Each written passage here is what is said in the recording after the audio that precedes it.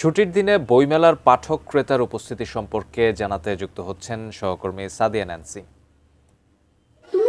বইমেলার শিশু প্রহরের যেই আয়োজন সেই আয়োজন কিন্তু চলছে। আপনি জানেন শুক্রবার এবং শনিবার মোটামুটি ছোটদের জন্য এই সকালটার আয়োজন করা হয়ে থাকে এবং তারাও কিন্তু দীর্ঘ অপেক্ষা করে যে বইমেলায় আসবেন, রঙিন মলাটে নানান রকম বই দেখবেন।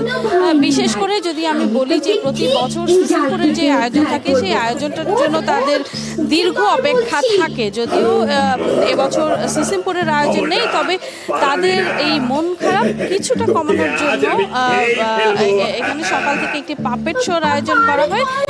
সেই পাপেট শো কিন্তু বাচ্চারা উপভোগ করেন। যেহেতু রোজা মেলা খুব একটা জমজমাট না হলেও শিশু চত্বরের এই আয়োজনকে ঘিরে কিন্তু শিশু চত্বরের এই অংশ বেশ জমজমাট থাকে সকাল থেকে। এবং দশম দিনের মেলা চলছে 10টা থেকে 11টা থেকে শুরু হয়েছে, 11টা থেকে 1টা পর্যন্ত শিশু প্রহরের এই আয়োজন থাকবে এবং পরবর্তীতে কিছুটা বিরতি দিয়ে হয়তো 2টার পর থেকে আবারও মেলা খোলা হবে এবং সেই মেলা কিন্তু চলবে রাত 9টা পর্যন্ত। তো এখন পর্যন্ত বইমেলায় নতুন কোনো বই জমা পড়েনি। সবকিছু মিলিয়ে শিশুরাই বলা যায় শনিবার ছুটির দিনের মেলা প্রাঙ্গণ একরকম তাদের অংশগ্রহণেই কিন্তু মুখরিত।